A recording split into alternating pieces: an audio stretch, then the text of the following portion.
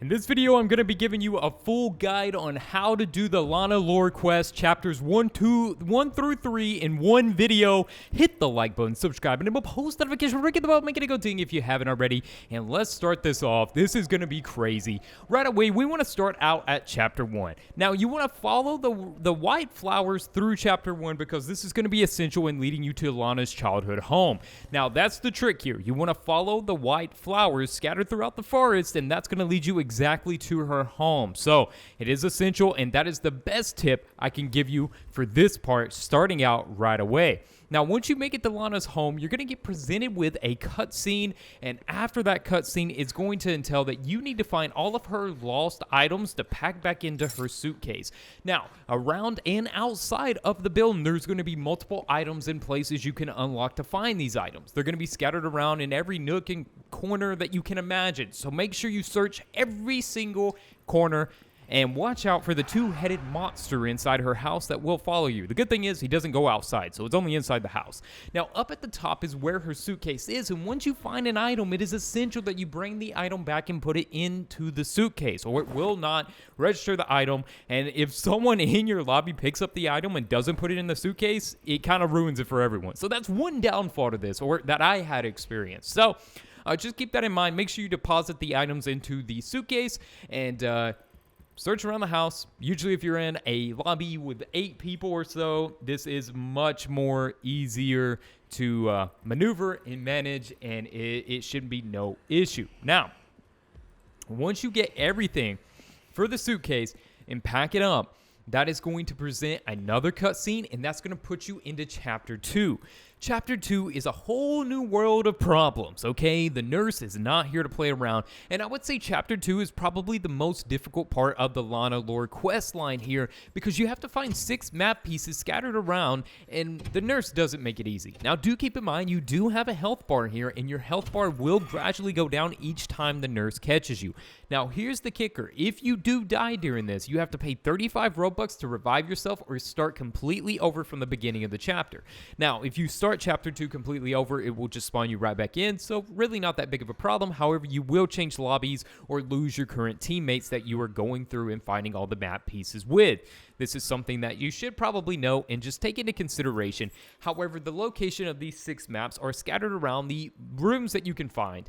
Now, specific locations, you always want to make sure you're checking the bathroom and some of the other rooms scattered throughout and avoiding the nurse at all costs. Do not forget that big red bar down below is your sprint bar. That's going to be your savior. In these lockers, if the nurse is near, you can hide in here to get away from the nurse or allow her to pass and carry on about her quest. So there's also LANA's journal up here that allows you to read it and kind of just get a synopsis on what is going on.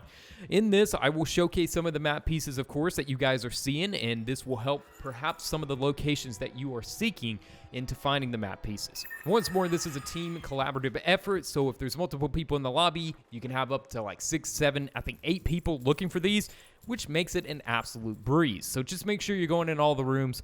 I don't think it's that difficult. I think almost anybody should be able to find these map pieces. It's just that nurse that seems to make it difficult. All right, so with that, once we have found all the map pieces, you're then going to be presented with another cutscene, right? So once you get this other cutscene, you're going to go down and open up the, you're going to open up the escape route, and you're going to get presented with the nurse chasing you one final time, and you have to run through this. Now, this is really difficult because if you don't know how to run through this little end segment of escaping the medical wing, you could find yourself in a world of problems. Here's why. You need to follow the red little glow on the floor to successfully do this. This is where it can get really bad. If you do not successfully follow this glow or you derail a little bit off path, the nurse will catch you and make you have to find all 6 map pieces again and restart the chapter completely. I do not recommend failing this part of the mission because it's just not fun, dude. I did before because when I first did this, I didn't know that I needed to follow the red glow, and I was getting hung on all the debris and everything. Absolute torture to have to go through that again because I would get in some lobbies where it would just be me and the nurse would keep on killing me. It can be difficult, so do understand you're not alone if you do encounter some problems.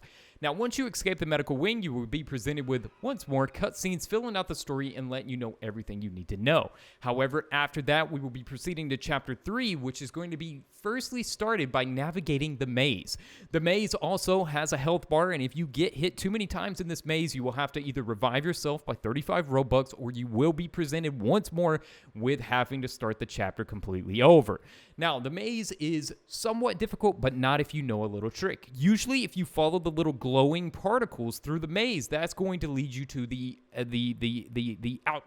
exit of the maze, right? So the glowing particles should be your little guide of shining light to get you through the maze. But once more, if you have a lot of people in the lobby, all it takes is one person to complete the maze. So even if you're not able to get the maze before your friend does or something, it's still going to allow you to progress in the story, which is great. That means, if one player finishes the maze, the rest of the lobby doesn't have to wait for all the other players, right? Everybody can just progress and continue forth with the story. So that's kind of useful and helpful. So yeah, hopefully that can help you navigate the maze. You will be presented with more cutscenes leading into the final cutscene, which is the boss battle.